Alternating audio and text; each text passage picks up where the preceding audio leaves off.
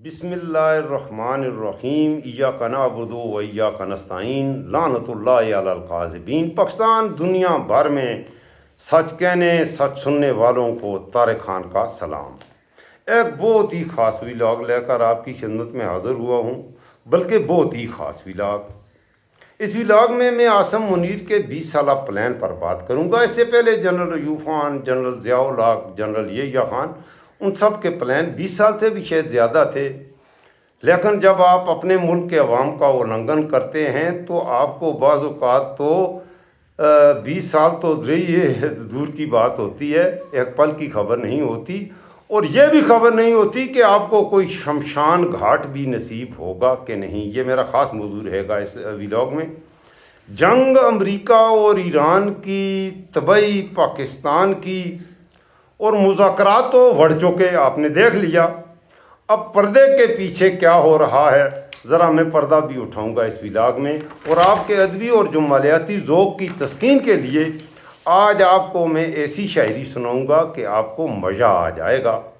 جی ہاں، احمد فراز صاحب کی مشہور زمانہ نظم پیشہ ور قاتلو، جو سن 1971 میں شکست فاش کے بعد جب ہمارے 1 لاکھ ڈھول سپاہی میرے آ ڈھول سپاہیا تینوں رب دیاں رکھاں، کرنیل نی جرنیل نی یہ پتر ہٹاتے وکدے نے۔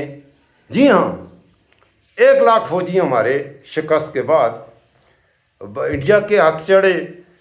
اس حوالے سے احمد فراز نے یہ نظم لکھی تھی، اور انہیں اس نظم کی پاداش میں جیل کی یاترا بھی کرنی پڑی تھی۔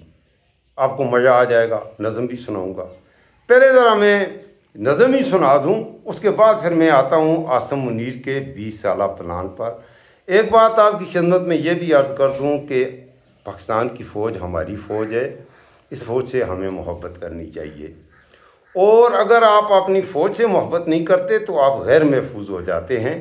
لہٰذا اپنے ملک کی فوج سے، اپنے ملک کے محافظوں کی عزت توقیر بہت ہی ضروری ہے، اور میں بھی کرتا ہوں۔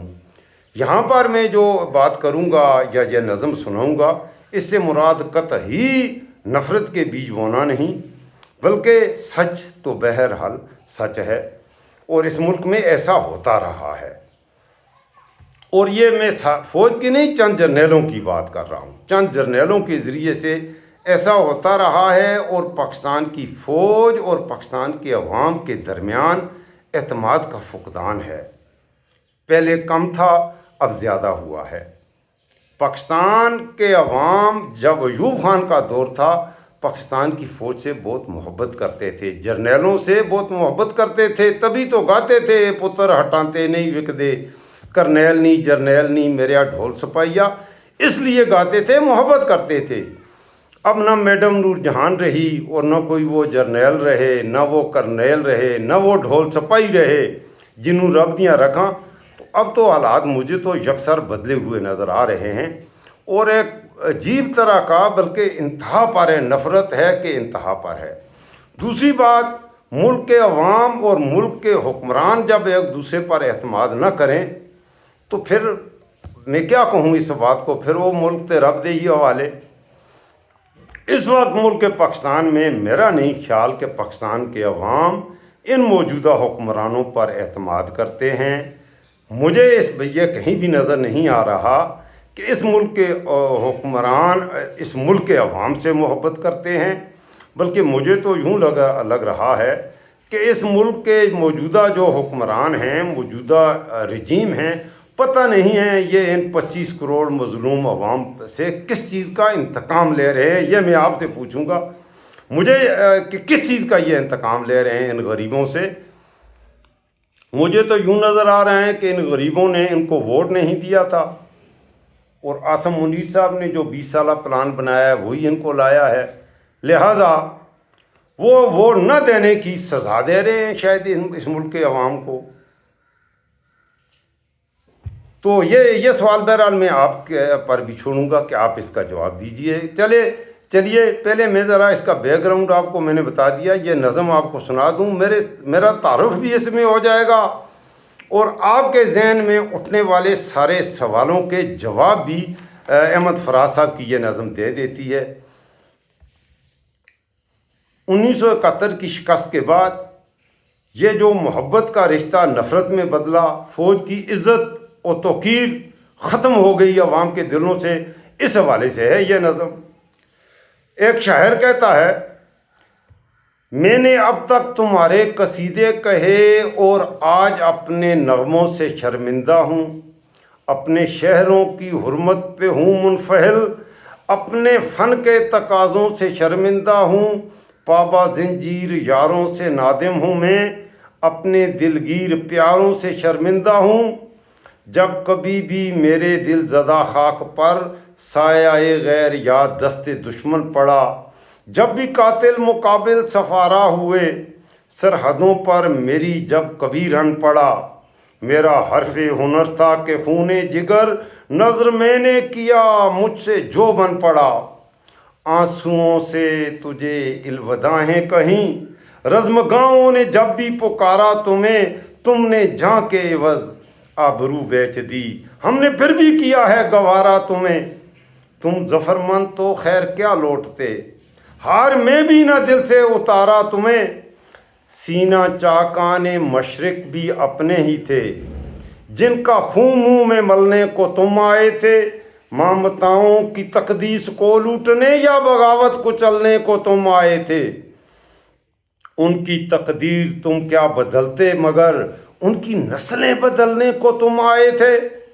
اس کا انجام جو بھی ہوا سو ہوا، اس کا انجام جو بھی ہوا سو ہوا، شب گئی خواب ہائے پریشان گئے، کس رہونت کے تیور تھے آغاز میں، کس خجالت سے تم سوئے زنداں گئے، تیغ دردست و کفدر وہاں آئے تھے، تو درد گردن و پاب و جھولاں گئے، میں نے پھر بھی تمہیں بے خطا ہی کہا، خلقت شہر کی دل گئی کے لیے، اپنے بے آسرا خاک کے واسطے، اپنے بے آس لوگوں کی جی کے لیے، گو میرے شہر زخموں کا مرہم نہ تھے، پھر بھی میں نے کہے چارہ گری کے لیے، یاد ہوں گے تمہیں پھر وہ ایام بھی، یاد ہوں گے تمہیں پھر وہ ایام بھی، جب اسیری سے تم لوٹ کر آئے تھے، ہم دریدہ جگر راستوں پر کھڑے، اپنے دل اپنی آنکھوں میں بھر لائے تھے،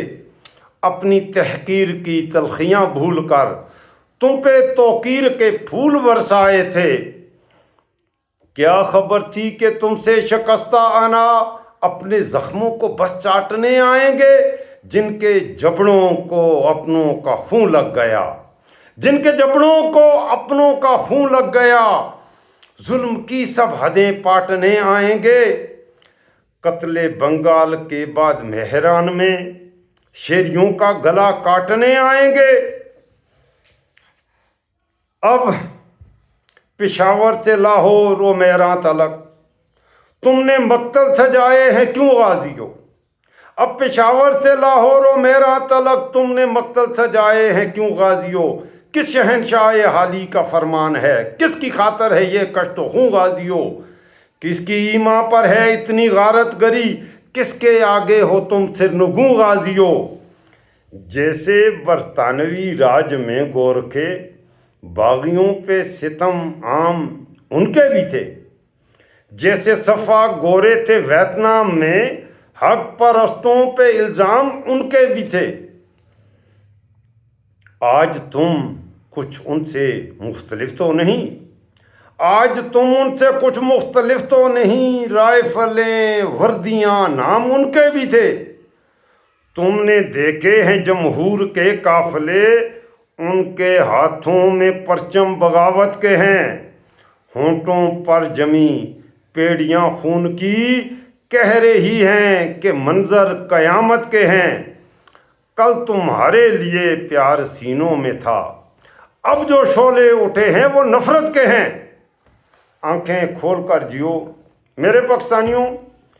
بہت سے یوٹیوبرز جو پاکستان میں بھی ہیں کچھ ان میں، اور کچھ تو پاکستان سے باہر ہیں، ملک پاکستان میں تو اس طرح کھل کے بات نہیں ہو سکتی، لیکن کیونکہ پاکستان میں اچھی سوچ اچھے فکر والے جو ہمارے صحافی ہیں وہ بڑی تعداد میں پاکستان چھوڑ کر چلے گئے ہیں، بھاگ گئے ہیں پاکستان سے، کیونکہ پاکستان میں ان کی جان کو خطرہ ہوتا ہے۔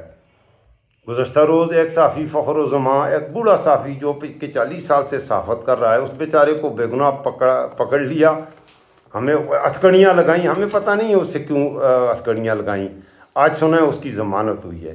تو اس طرح سے جو سچ بولتا ہے وہ پکڑا جاتا ہے، اسے ہتھکڑیاں لگ جاتی ہیں اور جیل میں بند کر دیتے ہیں۔ بعض اوقات انور مقصود جیسے لوگوں کو بھی ٹھکائی ہوتی ہے۔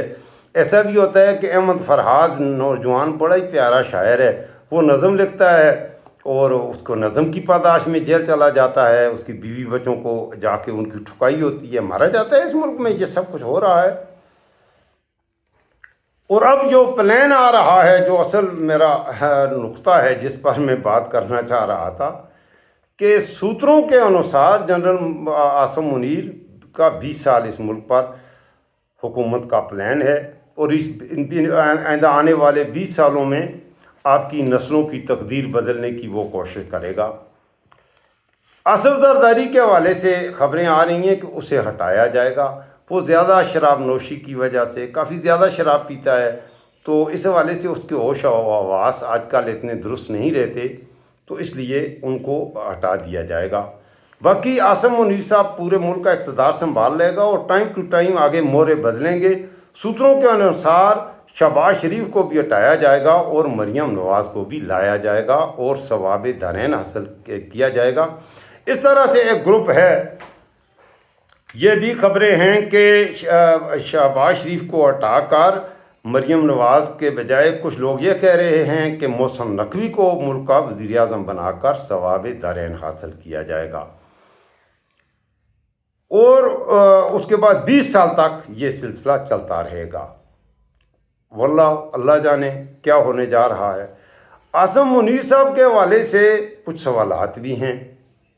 ایک تو جنگ امریکہ اور ایران کی تھی، اتنے دورے کیے، مذاکرات کرائیں گے، پاکستان کی عزت میں اضافہ ہوا ہے، پاکستان کی عزت میں اسلام آباد راولپنڈی بند کرنے سے اضافہ ہوا ہے، پاکستان میں پیٹرول کی پرائسز تاریخ کی ریکارڈ سطح پر پہنچ چکی ہیں، یہ پاکستان کی عزت میں اضافہ ہوا ہے۔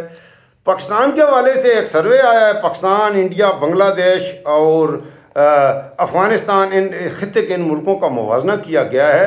میری تو آنکھیں کھل گئیں۔ حسن نثار صاحب نے، شہباز گل نے، بہت سے ہمارے یوٹیوبرز ہیں جنہوں نے اس پہ دیکھیں۔ میں تو ادنا سا نالیکسا یوٹیوبر ہوں، تو بہت سے یوٹیوبر ہیں جنہوں نے اس پر بڑی کھل کے بات کی ہے۔ انڈیا میں بجلی کی قیمت 2 روپے 25 پیسے ہے پر یونٹ۔ میں آپ کو اپنے خطے کے دوسرے ملکوں کے حال ذرا سنا دوں۔ بنگلہ دیش میں بجلی کی قیمت 2 روپے 50 پیسے ہے۔ افغانستان میں بجلی کی پر یونٹ قیمت 10 روپے ہے، 10 روپے کچھ پیسے، یا پاکستانی، یہ میں پاکستانی کرنسی میں بتا رہا ہوں۔ جبکہ پاکستان میں بجلی کی قیمت اس وقت 53 روپے یونٹ ہے۔ باقی تو شاکر آپ سیاਣਾ ہے، ساڈا چہرہ ویکھ حوال نہ پوچھ۔ اب یہ میں آپ کو جو فگرز میں بتا رہا ہوں، یہ میں ایک نہیں بتا رہا، یہ میں نے 10 کے قریب یہ دیکھے ہیں ہر جگہ پر۔ آپ خود بھی آج کل انکل گوگل، آنٹی یوٹیوب، یہ آپ کے مسائل کو حل کر دیتے ہیں، ان سے ذرا پوچھ لیجیے کہ کہیں میں دروغ گوئی تو نہیں کر رہا۔ میں اپنی طرف سے تو کوشش کرتا ہوں۔ میں نے شروع میں آئی تھی وہ پڑھی ہے کہ لعنت اللہ علی الکاذبین، لعنت جھوٹوں پر اللہ کی۔ تو آپ بہرحال پھر بھی آپ میری بات پہ یقین نہ کریں، خود تحقیق کر لیں۔ اب ایسا کیوں ہے؟ پاکستان میں 53 روپے کی کیوں ہے؟ یہ سوال اتنا یہ کہ انڈیا میں 2 روپے 25 پیسے، بنگلہ دیش میں 2 روپے 50 پیسے، افغانستان میں 10 روپے اور پاکستان میں 53 روپے۔ یہ تو میں نے آپ کو پاکستانی کرنسی میں ان ملکوں میں بجلی کی قیمتیں بتائی ہیں۔ لیکن اس بات پہ سوال یہاں ختم نہیں ہوتا، یہاں سے اگلا سوال شروع ہوتا ہے کہ ایسا ہے کیوں؟ پاکستان میں 53 کی کیوں، انڈیا میں 2 روپے 25 کی، بنگلہ دیش میں 2 روپے 50 پیسے کی، ایسا ہوا کیوں ہے؟ تو یہ ہے IPP، اور یہ IPP کچھ بیرون ملک کے کوئی ایک آدھ شہری وہاں سے ٹٹو خرید کی، ان کے سب کے مالک تقریباً موسٹلی 50% سے یہ جو گیس کے کیسرین آئل سے جو بجلی کے پروجیکٹس لگائے گئے ہیں، ان سب کے آنر زرداری خاندان ہے۔ اور شریف خاندان ہے۔ اب سمجھ آئیے اس ملک پر یہ جو ظلم ہو رہا ہے، یہ بجلی کی جو یہ قیمت ہے، اس کی وجہ آئی پی پیز ہیں۔ اور وہ کون ہیں؟ وہ ان کو تو بہت کم ایسا ملتا ہے۔ انہوں نے ان سے یہ معاہدے کیے ہیں کہ بجلی آپ بنائیں یا نہ بنائیں، اگر آپ کی کیپیسٹی بجلی پیدا کرنے کی آپ کی کیپیسٹی 3000 میگا واٹ ہے، تو آپ بجلی 1000 میگا واٹ بنائیں، ہم آپ کو 3000 میگا واٹ کا پیسہ دیں گے۔ یہ معاہدہ کیا۔ اب 3000 میگا واٹ کا جو پیسہ ملتا ہے وہ ملتا کس کو ہے؟ جو باہر سے انہوں نے جن کے نام پہ وہ کمپنیاں رجسٹر کی ہیں، ان بیچاروں کو تو 3000 جو میگا واٹ بجلی بنتی ہے، ان میں سے 100 میگا واٹ کی قیمت، سارے پیسے اس کے اصل اونر شریف خاندان ہے اور اس کے اصل اونر اسحاق ڈار ہے۔ یا مطلب ہے 80% یہ جو آئی پی پیز ہیں ان کے اونر جو ہیں یہ زرداری خاندان ہے۔ یہ سارا پیسہ ان کو جا رہا ہے۔ یہ ہے یاشیاں۔ اچھا، نواز شریف کے والد کے حوالے سے اس کی پوتی کہتی ہے کہ ہم خاندانی بہت امیر تھے۔ 1970 میں جب پاکستان کے 22 خاندان ہوا کرتے تھے، بہت ہی امیر لوگ پاکستان میں ملینئرز تھے، اب ان کا کہیں نام و نشان بھی نظر نہیں آئے گا۔ نواز شریف کے باپ نے اپنی جو اثاثے ڈکلیئر کیے تھے، میاں محمد شریف نے، کل اثاثے 10 لاکھ کے تھے۔ 1970 میں کل اثاثے صرف 10 لاکھ کے تھے، اور 10 لاکھ پر اس زمانے کے حساب سے 1970 میں 3000 روپے ٹیکس دینے والا وہ آدمی تھا، میاں محمد شریف، اور اس کے ساتھ بھائیوں کی کمپنی کی کل مالیت 10 لاکھ۔ اس سے زیادہ امیر تو یار میں ہوں۔ اس مطلب ہے میں اور میرے بھائیوں کے ساتھ میں جھوٹ نہیں کہتا، ہمارے 10 لاکھ سے بہت زیادہ ہیں۔ میرے بھائی ہیں، ہمارا کولیکٹیو ہے، سسٹم ہے، چلتے ہیں تو اور ہم ٹیکس بھی دیتے ہیں، تو اس سے تو حالانکہ میں غریب آدمی ہوں، لیکن میاں محمد شریف سے تو میں امیر آدمی ہوں۔ اب ان کا معیار زندگی بھی دیکھ لیں، ان کی پراپرٹیز بھی دیکھیں، لندن کی جائیدادیں، پاکستان کی جائیدادوں کو چھوڑیں۔ پاکستان میں بھی پہلی تو جاتی عمرہ کبھی گئے ہو، کبھی دیکھی ہے جاتی عمرہ؟ مری میں بوربن میں 3000 کنال کا وہ ایریا دیکھا ہے؟ کلثوم ٹیکسٹائل مل دیکھی ہے؟ رمضان شوگر مل دیکھی ہے؟ اتفاق فاؤنڈری دیکھی ہے؟ یہ سب کچھ میاں محمد برکت بڑی پڑی ہے، بس نیک آدمی تھا، حاجی صاحب تھا، بہت برکت، اتنی برکت اللہ کی طرف سے، اتنی برکات اور میں نے نہیں دیکھی کہ 10 لاکھ روپے سے پاکستان کے امیر ترین آدمی۔ بالکل اسی طرح کی بات آصف علی زرداری کی بھی ہے کہ کراچی کے بمبینو سینما میں ٹکٹ بلیک کرنے سے یہاں تک کا یہ سفر، یہ بھی برکات کا سفر ہے، ثواب دارین حاصل کرنے کا سفر ہے۔ اور اس سارے گروپ کو تحفظ دینے والا جو آدمی ہے، ان لوگوں کو لے کر چلے گا، اور 20 سال ان سب کا دادا اب اوپر آیا ہے منیر اعظم، اس کا پروگرام یہ ہے، یہ خبریں نکل رہی ہیں کہ 20 سال تک یہ ملک پہ حکومت کرے گا اور یہ ملک سنور جائے گا۔ ہوگا وہ جو اللہ چاہے گا، ہوگا وہ جو اللہ کی خلقت چاہے گی، ہوگا وہ میرے پاکستانیوں جو اللہ کی مخلوق چاہے گی، جو اللہ چاہے گا۔ اب اس ملک میں اللہ کی جو مخلوق رہتی ہے پاکستان میں، مسلمان تو مسلمان، نن مسلمز بھی جو ہیں، اللہ ہر ایک کی فریاد سنتا ہے۔ اللہ کی عدالت میں آپ اپنا کیس پیش کریں، ثواب دارین حاصل کریں، تاکہ یہ جو آئندہ کے پلان ہیں، یہ پلانوں کی کامیابی یا ناکامی کا تعلق آپ کی میری دعاؤں سے بھی ہے۔ تو اللہ کی عدالت میں اپنی دعاؤں کی صورت میں اپنی معروضات پیش کریں۔ یہ اس ملک میں ظلم ہو رہا ہے، اور یہ کب تک آپ مزید برداشت کرتے ہیں، یہ آپ کی مرضی۔ میں اس وقت آپ سے اجازت چاہوں گا، اور اجازت چاہنے سے پہلے آپ سے یہ گزارش کروں گا، یہ آپ کا اپنا ڈیجیٹل پلیٹ فارم ہے، آپ کا اپنا چینل ہے، میں آپ کی آواز بنتا ہوں۔ میں نے کوشش کی ہے کہ اس ولاگ میں بھی اور ہمیشہ میں سچ آپ تک پہنچاؤں۔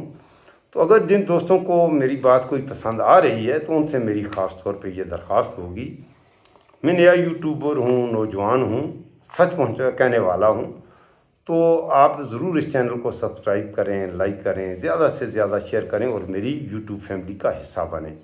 دوسری بات یہ کہوں گا کہ اگر میں سچ کہہ رہا ہوں تو آواز سچ حق کی آواز کسی دوسرے تک پہنچانا یہ حضرت علی رضی اللہ عنہ کا قول ہے، تو یہ ضرور پہنچا دینی چاہیے، تو ضرور اپنے دوستوں کے ساتھ بھی شیئر کیجیے گا۔ میں ان دوستوں کا تھینک فل بھی ہوں، بہت سے دوست ہیں جنہوں نے چینلز کو سبسکرائب کیا، لیکن میں جب انالیٹکس دیکھتا ہوں تو میرے اب ویورز تو اچھے آنے شروع ہو گئے ہیں ماشاءاللہ، کافی دوست ہیں جو مجھے دیکھتے ہیں۔ میں آپ کے لیے دعا گو بھی ہوں اور آپ کی محبتوں کے لیے آپ کا شکریہ بھی ادا کرتا ہوں، لیکن بہت سے دوست ہیں جو میرا دیکھتے ہیں لیکن وہ سبسکرائب نہیں کرتے، وہ دیکھ کے ہی، تو میں آپ سے یہ گزارش کروں گا جب آپ مجھے دیکھیں تو ضرور چینل کو سبسکرائب بھی کر دیں اور بیل آئیکن ضرور پریس کریں تاکہ میرے آنے والے جو ولاگز ہوں گے ان کے نوٹیفیکیشن بھی آپ موصول کرتے رہیں۔ نیکسٹ ولاگ میں عاصم منیر کے 20 سالہ پلان پر ذرا اور کھل کے بات ہوگی۔ اس وقت مجھے اجازت دیجیے، اللہ حافظ۔